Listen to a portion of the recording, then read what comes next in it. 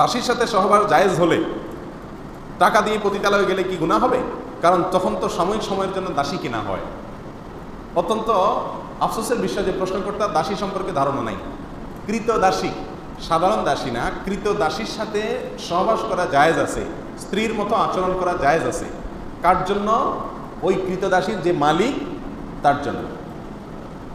কৃতদাসীকে তিনি মনে করেছেন কৃতদাসী মানে হলো বাসার কাজের লোক। নাউযুবিল্লাহ। কৃতদাসী হলো যুদ্ধের পরে, মনে করেন মুসলিমদের সাথে অমুসলিমদের যুদ্ধ হলো, সেই যুদ্ধের পরে পরাজিত যারা, তাদের মধ্য থেকে যারা বন্দী হয়ে চলে আসছে, যুদ্ধবন্দী, এদের মধ্যে পুরুষদেরকে বলা হয় কৃতদাস আর মেয়েদেরকে বলা হয় কৃতদাসী। তাহলে যুদ্ধবন্দী হিসাবে গ্রেপ্তার হয়ে কোনো একটা পক্ষের হাতে না আসলে তাকে কৃতদাসী বলা। যদি একটা লোক কাজের লোক হয়, কাজের বুয়া হয়, পুরুষ হোক মহিলা হোক, সে কখনো কৃতদাসী না। কৃত দাস, কৃতদাসী যাকে ক্রয় করা হয়, বিক্রয় করা হয়, এই অপশন আছে।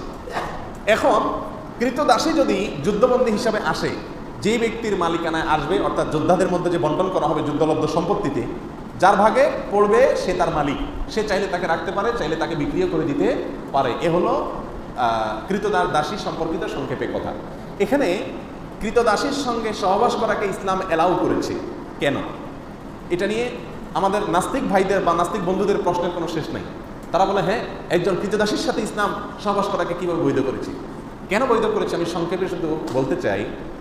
মনে করুন বাংলাদেশের মানুষের সাথে অন্য কোনো দেশের মানুষের যুদ্ধ হলো, যুদ্ধে যারা গ্রেপ্তার হয়ে বাংলাদেশের মানুষের কাছে চলে আসলো, তাদেরকে যদি পরাজিত শক্তি যারা, তারা তাদের যুদ্ধবন্দীদেরকে নেওয়ার জন্য কোনো চুক্তিতে আসতে পারলো না, যে কোনোভাবে নিতে পারলো না, ফেরত নিতে পারলো না, এখন এই লোকগুলা যুদ্ধবন্দী হিসাবে যাদের হাতে আছে তাদের কাছে কিভাবে থাকবে?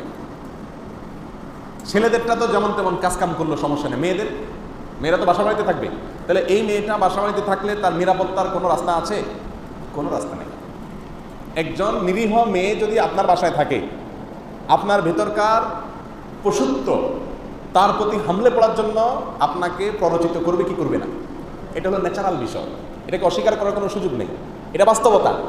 এই জন্য ইসলাম বিধান রেখেছে যে ওই ব্যক্তি যিনি সেই কৃতদাসীটাকে পাবেন, তার ভাগে বন্টন করা হবে, তাকে দেওয়া হবে রাষ্ট্রপ্রধানের পক্ষ থেকে, সেই ব্যক্তির স্ত্রীর মতো হয়ে যাবে। এই কৃতদাসী তার জন্য কি হয়ে যাবে? স্ত্রীর মতো হলে তার সন্তান, তার ভাই, তার অন্য কোনো লোক তার দিকে লোলুপ দৃষ্টিতে তাকাবার কোনো স্কোপ থাকবে না। এটা হলো তার জন্য এক ধরনের নিরাপত্তা নিশ্চিত করা। আমি কি বুঝাতে পারছি?